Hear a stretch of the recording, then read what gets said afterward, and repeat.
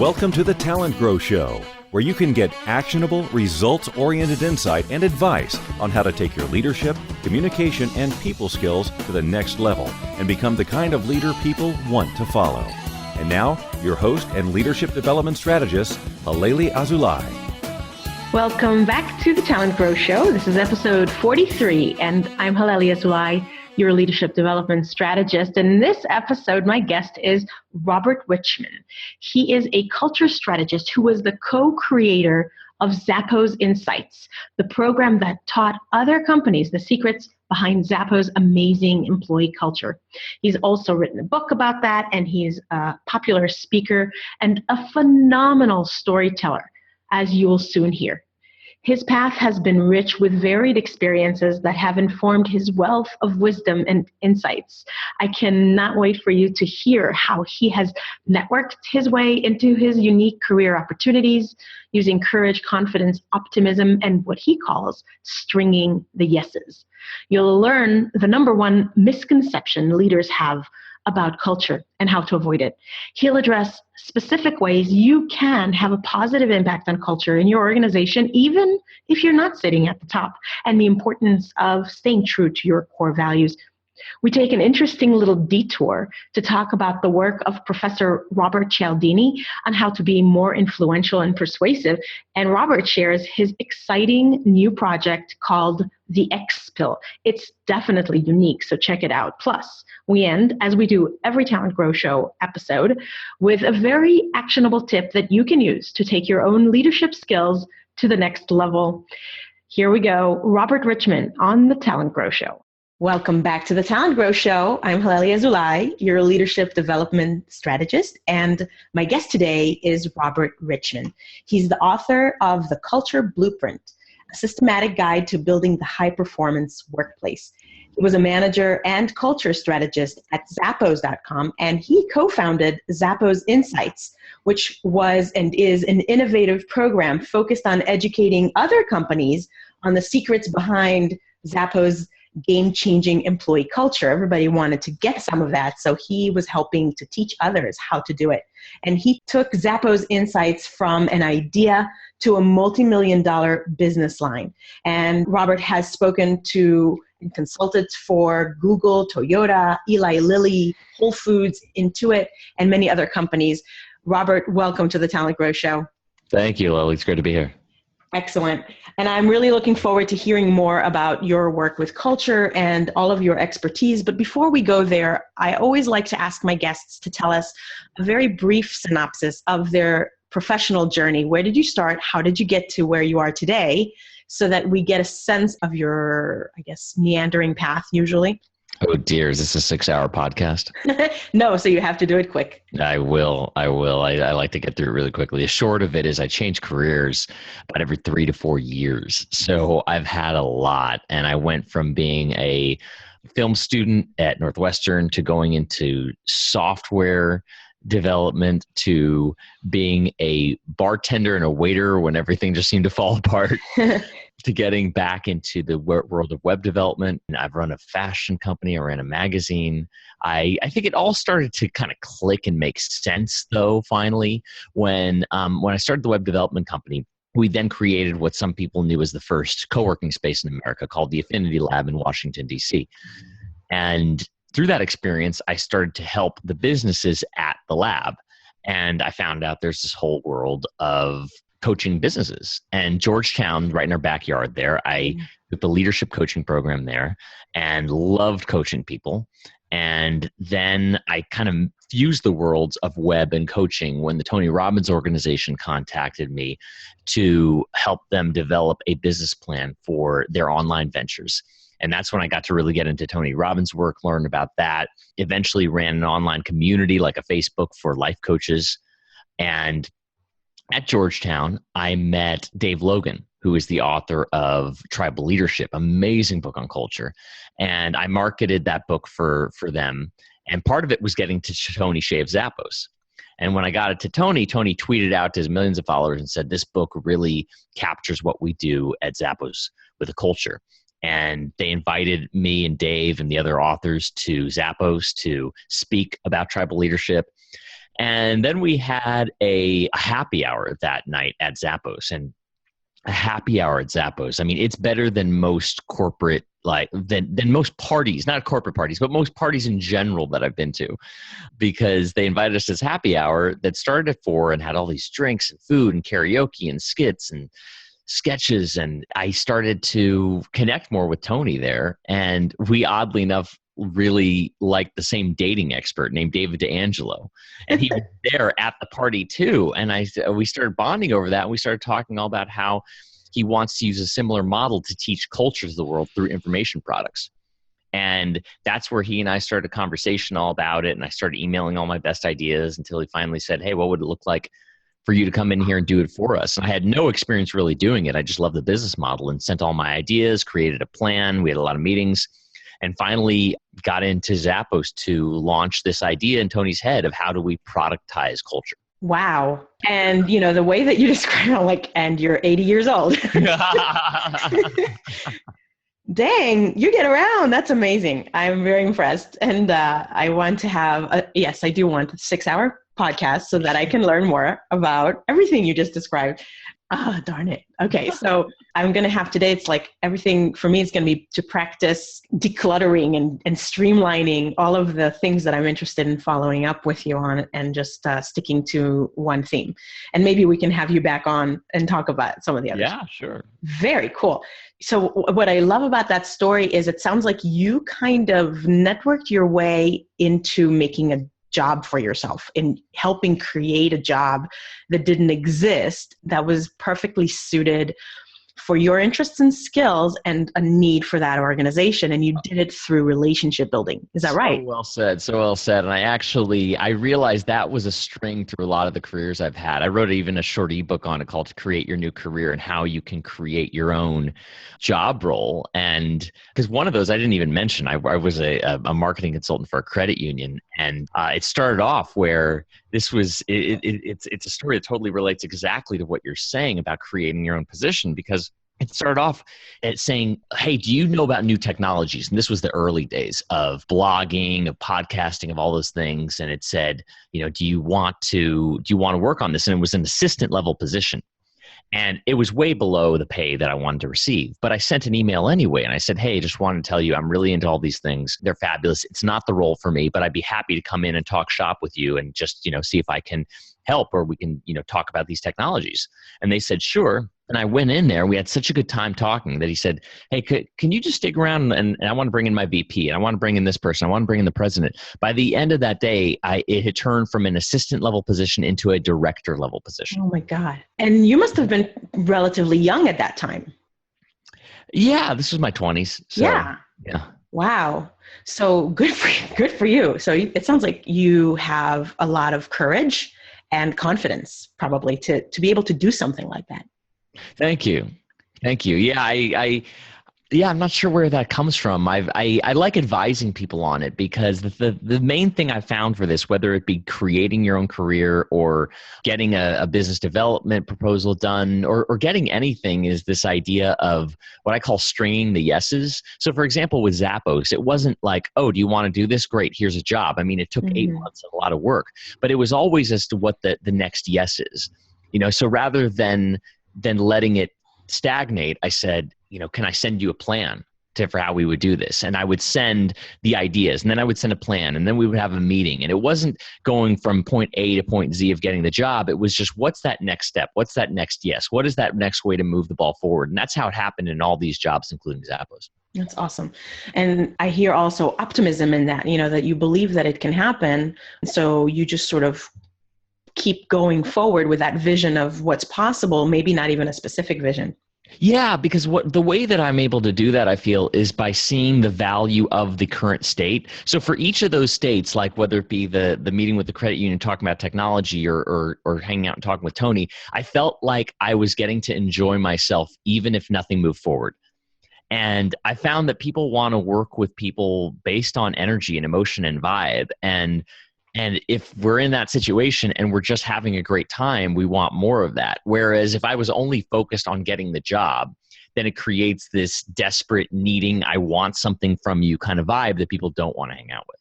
Oh yeah, that's great. That's a great distinction. Thank you for sharing that. Yeah. I'm fascinated by how people can create their own path and really think of themselves as, like I like the book, The Startup of You, that whole idea of you are the brand. So when I hear interesting stories like yours, I kind of feel like I want to chase them down a little bit. But let me move us back over to what you did with Zappos, because obviously you're sought after the world over for what you've created, what you are helping to create there, and also for your advice and expertise on how to create a great culture. And there's tons of stuff. I mean, your book, I hope people go out, and I'm going to link to it, go out and get your book. There's tons of really good information in there. There's tons of stuff on the web in terms of your keynotes and your blogs and all kinds of things that you've created. But if you could share with us one big misconception or something that you think leaders are getting wrong about culture that you're seeing maybe very prevalently or repeatedly, and that you can help them either avoid this mistake or fix it, what would that be? Yeah, I think the big misconception is that we can tell people what to do, because I'm seeing more and more that culture is really about the opt-in. It's about that we have a lot of choice, that if you have people, you can't tell what they're doing all the time. They might be on Facebook all day. They might be appearing to do what you're telling them to do, but not actually doing it. And there's a lot of choice people have. People have choice not only minute to minute, but if they're going to stay there in the job, how much energy they're going to give you. Am I going to give you 80% of my energy, 100, 10%? Am I going to phone it in? Am I going to be active and like promote this company to other people? People have so much choice. And the preconceived notion is that because I'm paying people, they have to do what I say and they have to bring all themselves and they have to just do it. And they don't have to. They don't. And so the way to solve it is two things. One is just being very, very clear on what your standards are. And it can't just be something very vague, like, oh, I want you to act like an owner. Well, what does that mean? So being very, very clear on what your standards are and what's okay and what's not. But the other side is the corollary to opt-in is invitation. Is that the leaders that I see who are really great are creating amazing invitations for customers, for their people, acknowledging and respecting that I have a million ways I could use my time. So why should I be focused on you and this job and this role and this product? And they make it highly relevant and they create great invitations and they fully know that you can have other choices. Like I just saw this great ad on the back of the New York Times yesterday of Slack, and Slack wrote this open letter to Microsoft saying about like an advice letter on how to be in this whole corporate communications market. And it's this very open letter. It even says, yeah, we're actually scared that you're coming in and you might eat our lunch, but here's what we've learned and why, and here's how you can play, and here's how you can really upgrade this field that we're all in together. And it was like this invitation to Microsoft to come play this bigger game. Like, okay, if you're going to play on our field, this is how this game is played, and we want to make it fun for everybody. And it was just this brilliantly crafted invitation. That's very interesting. I'm going to have to go look that up. So it makes me wonder, well, I wanted to ask you also to clarify what you mean by invitation, but let's put a pin in that for a second. So for that ad, did you get a sense that they were manipulating the situation for their own benefit, or were they strictly writing a letter with no strings attached or no agenda? All of it. They threw everything on the table. So you can see it is a good advice letter to Microsoft, and it is a good promotion saying, hey, guess what? We've got millions of customers. We've been doing this, and we obsess over getting them improvements within a 48-hour turnaround time, et cetera. All these things that are also saying, hey, guess what? We've got our A game on Microsoft, and we acknowledge that you're huge, and here's how the game is played, and here's how we can all win. So everything you say, from is it a gift to Microsoft? Is it an advertisement for them? Is it subtle manipulation? It's all of those things. Wow. Very interesting. Curious. Okay. So when you say things like leaders need to make, I forget if you said make an invitation or bring an invitation, but I think that maybe some of the listeners might not really be clear about what does that mean? What does that look like? Well, an invitation is very enticing and very clear. So the example, Dan Mezek, author of The Culture Game, gave me this one. It's a great example of how if I say to you, like let's say we're acquaintances, and I invite you to dinner, and I say, hey, Halelly, do you want to come over for dinner on Wednesday? I got some people coming over. You might, all of a sudden, you're thinking, well, I might have stuff to do. Who are going to be those other people? Are they going to serve stuff? Is it gluten-free? Am I going to be stuck there till 10 at night? Like all these questions that would probably invite you to say, okay, I'll let you know. Or maybe just say no, because it's not a very clear and enticing invitation. Whereas if I say to you, hey, Wednesday night, I'm having 10 people over. Let me tell you about these two of them who are authors in the HR space that I think you'd love meeting. And I tell you a bit about them, and I say, we've got this great chef. It's going to be gluten-free. It's this Italian cooking that I'm excited about. We're starting at 7, drinks till 7:30. We're going to start at 7:30 sharp. We're going to end by 9 so that people can get home. If you want to stay, great, but you'll have a chance to just leave right at 9. I need to know by Friday. Let me know. And then you're like, whoa, wow. Like, I know everything I need to know. I'm clear. It sounds good. He just took the time to really entice me to say, this is why it would be great to have me there. And the boundaries are clear. I need to know, here are the times it's starting. Tell me by Friday. That's a really, really well-crafted invitation. And to bring that example into like the corporate world, the current corporate model is, oh, I want Halelly at my meeting. I'll just throw her in the required field in Outlook. Like that's the extent of the invitation, which used to work because that used to be the culture. But now I'm talking to companies where leaders have to say no to 60% of their meeting invites just for sheer nature that they can't be in more than one place at once. So how do they make those decisions now? I've got 5 meeting invites for the same time. That's why I'm saying we're getting more and more just flooded with options. So now if one person just throws me in this meeting that says biz dev products and says required 3 p.m. versus if I send an email to that person and say, hey, I love what you did on that project for the sales goals that you had. I thought it was brilliant. I'm really needing help with this project. It would just be 20 minutes of your time at 3 p.m. tomorrow. It's been important to me because of this, and I think you're brilliant at this. Would you come? And now that's way different than being thrown into the required field. It's an invitation. It's an invitation respects that I have a choice, and it entices me, and it gives clear boundaries and reasons to come. That's a really good example. And so I think that you're suggesting that leaders shift to seeing their staff and colleagues as partners. And in a way, you can't just command them to do anything, right? And that opt-in idea that you suggest is that you're asking them to do something and they get to say yes or no. Exactly. It respects choice. Yeah. People feel respected when they're given a choice. And I've even heard people using this with kids where they'll be like, do you want to clean your room right now, or do you want to help me make dinner? And the kid's like, oh, I want to help make dinner. Okay, great. Now that they've opted in. Yeah. So it's way easier to get them to do that than to say, hey, help me cut these vegetables. Yeah. And it taps into our need for autonomy, which of course we know from everything that's coming out of neuroscience and cognitive science. We have a strong inherent need to feel autonomous over our choices. Totally. Yeah. So it honors that. Awesome. So what do you think is something that leaders, a lot of the people that are listening to this podcast are not necessarily at the top of their organization. Mm-hmm. So they might be somewhere in the middle in that great big sandwich. And so they can't change the whole culture.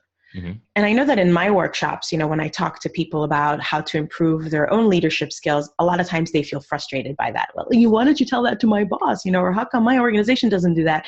And sometimes we talk about, you start in sort of the grassroots and you create these ripple effects around you. What can they do to change the culture that they can take action on where they are? Great question. So the first question to ask yourself in this situation is, am I all in? Because if you're not all in, it's going to be extremely hard to do anything. And what I mean by all in is saying, okay, what am I getting here? I'm getting a salary. I'm getting the opportunity to do this and that. These things I don't like. I don't like that my leader is this and this and that. But I'm getting all of this value here and saying, is this truly, truly worth it to me? Because the first thing to understand is, am I actually sacrificing my values to be here? Is it that my boss is somebody who's so mean that I actually feel like I am violating myself just by being at this company in this culture that is so awful. If that's the case, and it's something that you can't change, then I think the hard part of that is just getting real and saying, wow, I need to look at other options, and being really, really honest with yourself. Because if the issue is that you're violating your own values, that's not something somebody else is going to be able to solve very easily. Although sometimes by stating that and saying, hey, I'm out of here for this reason, sometimes people do change because they realize you're serious. But that's oftentimes not the case, because cultures aren't usually that toxic. But if they are, you've got to really say, am I here to support this or not? Or am I just here for a paycheck? Mm-hmm. But if you say, you know what, I don't like this and that, but I get this great opportunity, I get to work with these people, I get to learn, I get to grow, I am all in, then you say, okay, how do I let go of these grievances because I'm all in? And then what are the things that I can change? What are the things that I can focus on? Because the misconception about culture is that you can just do this whole big sweeping change. And what's crazy is if you talk to the leaders, they'll tell you that they don't feel like they can even make big changes. They feel like it's a beast bigger than themselves that they can't quite change, and have all these different people to report to, and the shareholders and the stockholders and the customers and this, and my wife wants this and that, and they feel torn in a million different directions. And they will tell you that they don't feel like they can change the culture. The point being, everybody feels disempowered to a certain extent. And it's true and it's not at the same time. But the truth is, taking a look at it and saying, where can I have an impact? And it's usually by finding some type of frustration. And the first thing to do is to realize you can't change anything that you don't understand. And to understand it, we kind of have to remove our judgments. And to understand, why is it this way? Why does it have to be this way? And then creating the possibility for change by saying, what is the impact that I can have? And there are two different ones. Where can I just take action by myself? But the other being, if you need approval, how can I make it safe for the organization to change? This is the key word. How can I make it safe? Because when you're talking about change, it makes people feel really, really uncomfortable, because however we're doing things right now is comfortable. It may be bad. It may be awful, but we know it. It's the devil we do know. So when you're proposing any kind of change, in order to make it safe, I talk about this in my book under the Beta Blueprint chapter, of how do you limit the scope such that even if it goes horribly, no puppies are going to die. Nothing's going to happen bad to the business. So you say, hey, can we just do that for 1 week, or with this department, or this or that, like as an experiment, and then use that with things that the boss likes. It says, okay, you love revenue. Can we do an experiment for 2 months where we are all doing this for 2 months and see how it impacts revenue? If you use that word experiment, it's inherently non-threatening, because people don't have to commit to a forever change. That's funny. That's something that I teach all the time. I love that. Experiment or pilot. Cialdini calls it, I think, lowers the risk of compliance, right? Like there's an out. Yeah. He's got this new book that just came out called Pre-suasion. Yes. Have you read it? I have not read it yet. I just started, and it's like, it's one of those where it's ninja techniques that you got to make sure you're using for good. Like it goes through this one example. Are we on a tangent? Is it okay to say an example? It's okay. Go for it. Everybody, we'll get back to the high value stuff, but this is just entertaining. He goes through an example of where, like how you do things before a decision is even made that makes a decision easy. Yeah. So he went in and studied all of these people who were selling, I don't know, something for homes. I forget what it was, but they're star salesmen. He went and modeled the star salesman and saw what he did. And he noticed that every time they would start, checking out something, he'd say, oh, wait, I left my assessment in the car. Can I go get that and come back? They're like, yeah. And so he would leave, and sometimes they would say, well, oh, there's a gate out there. Here's the code, or here's the key to get back in, et cetera. And then he'd come back in, and he would consistently close. And Cialdini kept asking, like, why do you do that? Why do you do that? And the guy wouldn't tell him. And then finally he just says, like, Bob, like, think about it. What kind of person do you allow to just walk through your house without you being in there? What kind of person do you give your key to? It's somebody you trust. And so he builds up that trust with that as one of the techniques, such that like then going into the decision, they trust the guy. I love it. That's great. Oh, I think all of his advice can be used for right or for wrong, right? All of it. Yes. Oh gosh. Yeah. Influencing is not inherently good or bad. It's just your intention is key. Totally. Very cool. Yeah, I just listened to an interview with him on the James Altucher show. That must have been a good interview. Yeah, it was good. And so I learned a lot about it. But yeah, I look forward to reading it. I love his stuff. All right. Well, dang it. See, I told you we need 6 hours. So, right. But we don't have it. So I want to hear, I always end with a specific action and also how people can stay in touch. Are we at the end already? I know. Can you believe it? But what's new and exciting for you that you're working on? I know that you have a new project, and I didn't know if you wanted to talk about it here or not, but can you give us the highlights of what you've got going? Yeah, I've been in the process of hacking our brains, hacking human consciousness. It's been a lot of fun about how we can, because at the core of this, and what I found, especially the way it relates to the culture work, is that I go into anything from small startups to big, huge multinational companies. And what amazes me is that all these companies everything is just people. It's just individual people. Like a company is a fiction in a lot of ways. It's just a fiction. It's just individuals. So when I go in for this culture work, it's oftentimes the culture hacking process is about one individual and their resistance to change or what they want to do or blaming somebody else or something else. And it comes down to this coaching process. I actually helped co-create the coaching program at Zappos, and we use I use the influence model in a lot of ways there to launch the coaching program, because I found out that companies launch life coaching programs within them, and they oftentimes kill them later because they say, oh, this isn't worth the ROI. But I knew that to create it and it had to become part of the culture so strong that it could never be killed. And what I did was we started the program and had people apply for the positions of becoming one of the coached people from the coaches that we hired. And we had the first coachees, the first clients, be the most driven, incredible people in the program. And oh, wow, isn't this shocking, Lily, that 100% of the people who went through our coaching program achieved their goals? It's like, I can't believe it. What did we do that's so amazing here? Yeah. It's like that persuasion. It's like, well, I call it stacking the deck. Like, yes. And then what happened was there are these stories now. Did you hear? Like, this person got a raise. This person got a new job. This person got a home.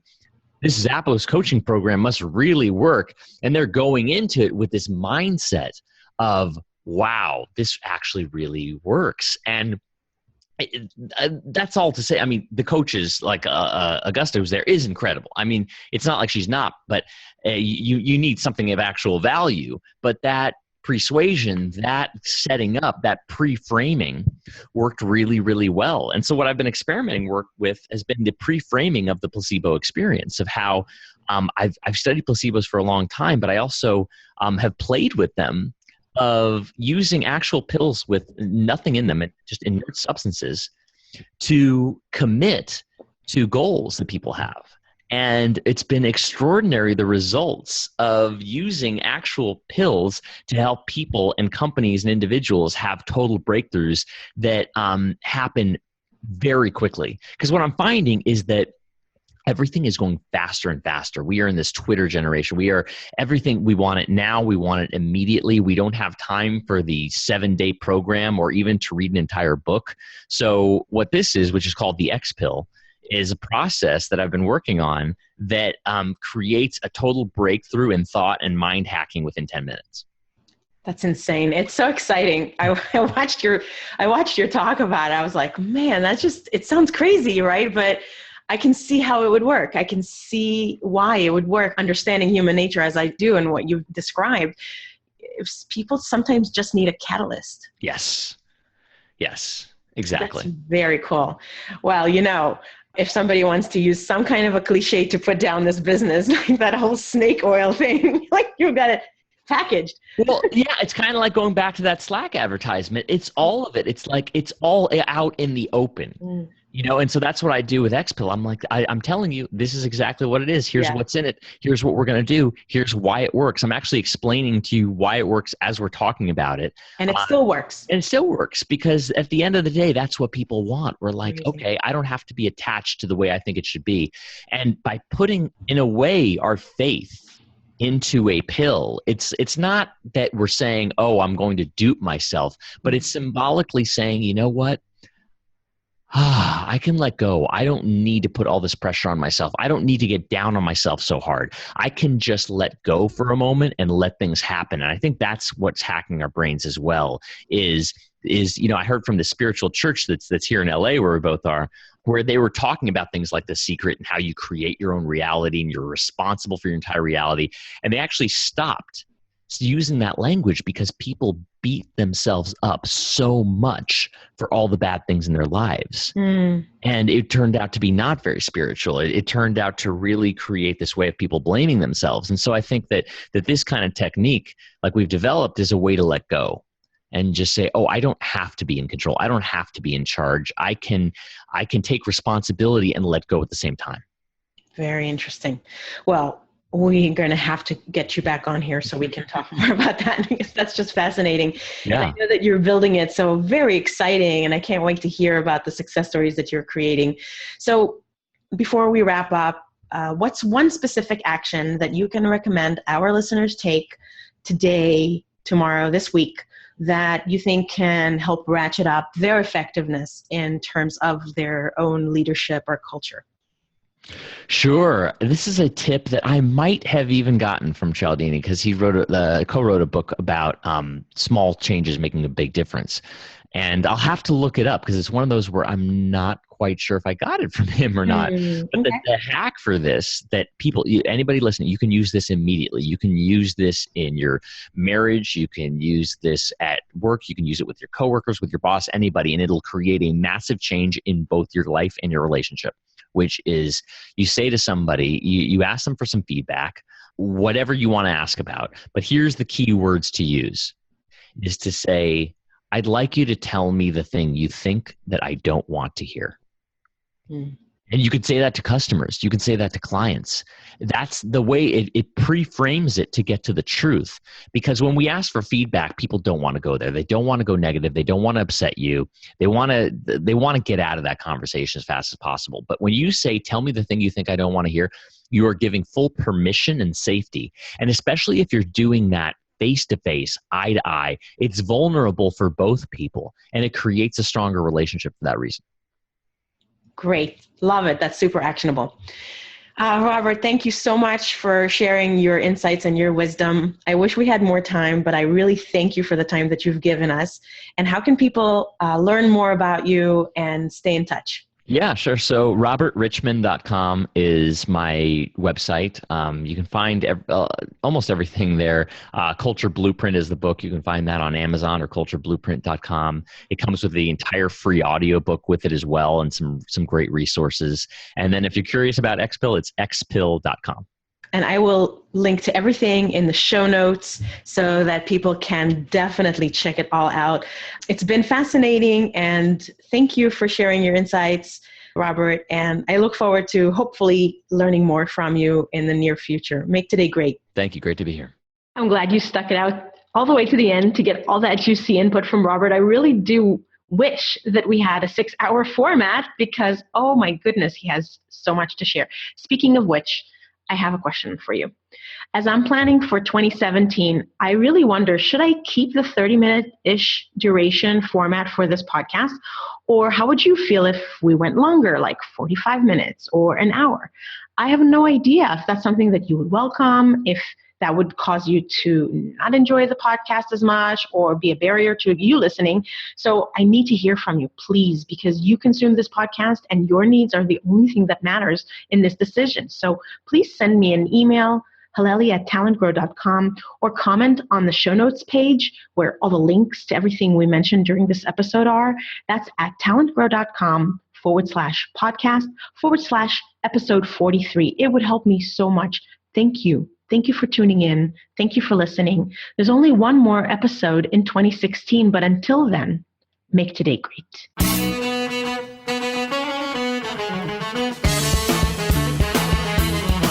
Thanks for listening to the TalentGrow Show, where we help you develop your talent to become the kind of leader that people want to follow. For more information, visit talentgrow.com.